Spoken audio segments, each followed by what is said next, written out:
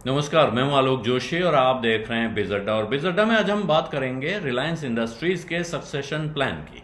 Succession plan की चर्चा पिछले साल से चल रही है। आपको ध्यान होगा, पिछली एजीएम में चेयरमैन मुकेश अंबानी ने कहा था कि अब वो कारोबार में नई पीढ़ी को आगे बढ़ाना चाहते हैं। सीधे सीधे नहीं है कि हम उनको कमान सौंप देंगे, लेकिन उन्होंने अपने 3 बच्चों की 3 जिम्मेदारियां तय की थी।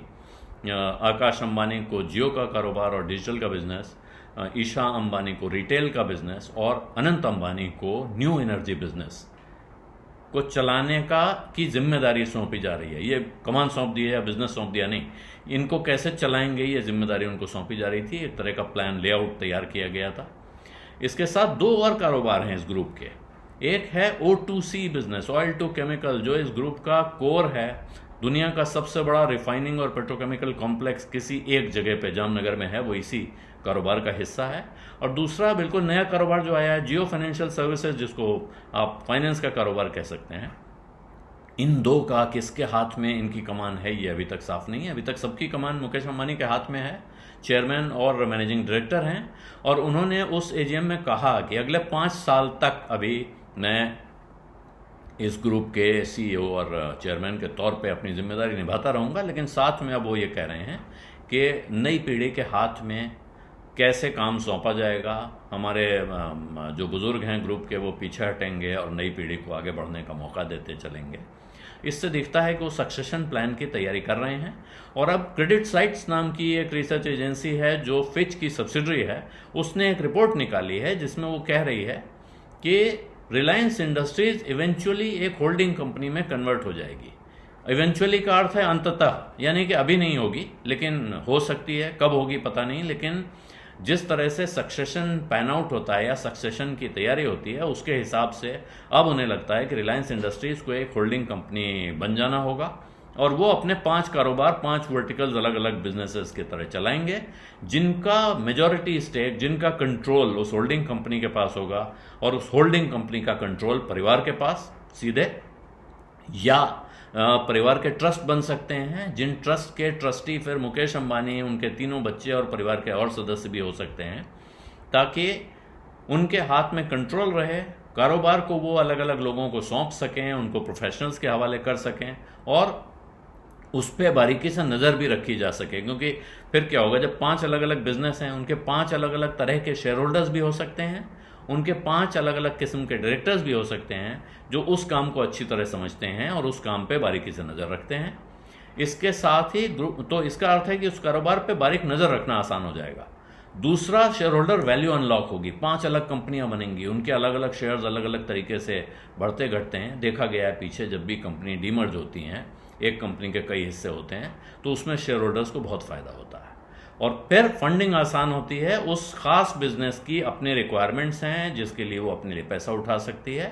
ये इस रिपोर्ट के हिसाब से आगे बढ़ता हुआ रास्ता दिख रहा है इस ग्रुप के लिए। और ये कोई ऐसी अनहोनी चीज़ नहीं है जो कोई और नहीं कह सकता। हम खुद अपने पुराने वीडियोस में ऐसा जिक्र कर चुके हैं कि ऐसा हो सकता है। और अभी एक और चीज़ हुई है कि पिछले उसमें मुकेश अंबानी ने अपने 3 बच्चों को कंपनी के डायरेक्टर बनाने का ऐलान किया, रिलायंस इंडस्ट्रीज़ के बोर्ड ऑफ डायरेक्टर्स में शामिल किया है। उसका प्रस्ताव इस वक्त शेयर होल्डर्स के पास पहुंचा हुआ है, जिस पे उनको वोट डालने हैं और वो तीनों डायरेक्टर बन जाएंगे। इन तीनों को डायरेक्टर बनने के लिए कोई तनख्वाह नहीं मिलेगी। ये बिल्कुल वैसा ही मॉडल है जिस तरह से नीता अंबानी 2014 में जब इस ग्रुप की डायरेक्टर बनी थी तो उनको सैलरी नहीं मिल रही थी। मुकेश अंबानी खुद 2020 से तनख्वाह नहीं ले रहे हैं, वो बिना तनख्वाह के काम कर रहे हैं। नीता अंबानी को तनख्वाह नहीं मिलती थी, उनको एक सिटिंग फीस 6 लाख रुपए की पिछले फाइनेंशियल ईयर में मिली है और साथ में 2 करोड़ रुपए प्रॉफिट में कमीशन। इन बच्चों को भी सिटिंग फीस मिलेगी, यानी जो बोर्ड मीटिंग वो अटेंड करते हैं उसमें हर डायरेक्टर की एक सिटिंग फीस मुकर्रर होती है, वो मिलेगी। साथ में कंपनी प्रॉफिट कमाएगी तो उसमें से कमीशन मिलेगा।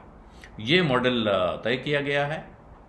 नीता अंबानी ने रिलायंस इंडस्ट्रीज के डायरेक्टर के तौर पर इस्तीफा दे दिया है, लेकिन इसके साथ उनको एक परमानेंट इन्वाइटी बनाया गया है रिलायंस इंडस्ट्रीज के बोर्ड में, जो कि एक अनोखी चीज़ है और वो बड़ा भारी अख्तियार है एक तरह से देखिए, क्योंकि मुकेश अंबानी समेत किसी और डायरेक्टर के पास अभी ये ताकत नहीं है कि आने वाले समय में अनंत काल तक वो कंपनी के बोर्ड की हर बैठक में बुलाए जाएंगे। अभी वो डायरेक्टर हैं, इसलिए बोर्ड बैठक में आते हैं और हर 5 साल में उनको डायरेक्टरशिप अपनी रिन्यू करानी होती है। अगर शेयर होल्डर्स किसी वजह से वो रिन्यू नहीं करते हैं या वो खुद नहीं करते हैं तो उसके बाद वो बोर्ड बैठक में आने के लिए, जब तक कि कोई और अरेंजमेंट ना हो जाए, वो स्पेशल इन्वाइटी ना बन जाए, तो शायद फिर वो बोर्ड बैठकों में नहीं आ पाएंगे। लेकिन नीता अंबानी रिलायंस फाउंडेशन की चेयरपर्सन होने के नाते अभी इसे कहते हैं इन परपेचुइटी, अनंत काल तक उनको इन बैठकों में आने का अधिकार शामिल रहेगा उनके पास। तो वो एक तरह से कारोबार के दैनंदिन काम से, रोज़मर्रा के काम से पीछे हटी हैं, लेकिन इसका अर्थ ये नहीं है कि वो कारोबार से दूर हो गई हैं, बिजनेस से अलग हो गई हैं, परिवार से अलग हो गई हैं। अब वो देखना चाहती हैं कि बच्चे कैसे काम करते हैं, उसको देख के प्रसन्न भी होंगी और उनके हाथ में कारोबार की कमान सौंपने का काम भी होगा। और यही काम शायद मुकेश अंबानी कुछ समय के बाद करते हुए दिखाई पड़ेंगे।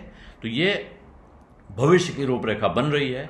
इसकी बहुत सारी परतें हैं, इतना बड़ा कारोबार है, इसकी बहुत सारी परतें खुलनी अभी बाकी हैं, बहुत सारे सवाल हैं जिनके जवाब धीरे धीरे निकलेंगे। लेकिन ये बिल्कुल तय दिख रहा है कि अब रिलायंस समूह में अगली पीढ़ी को कारोबार सौंपने की तैयारियां चल रही हैं।